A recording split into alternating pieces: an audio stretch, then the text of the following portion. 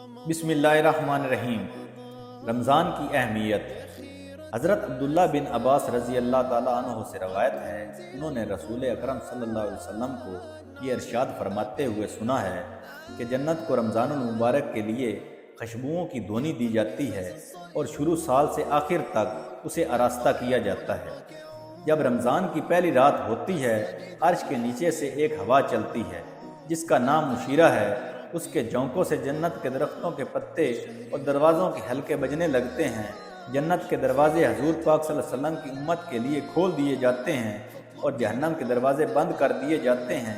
और जिब्राईल अलैहिस्सलाम को हुक्म दिया जाता है कि शयातीन को कैद करके गले में तोक डाल कर दरिया में फेंक दो ताकि उम्मत मुहम्मदी सल्लल्लाहु अलैहि वसल्लम के रोज़ों को ख़राब ना करे। हजूर अकरम सल्लल्लाहु अलैहि वसल्लम ने यह भी फरमाया कि अल्लाह ताला एक मुनादी करने वाले को हुक्म देते हैं कि 3 मरतबा ये आवाज़ दे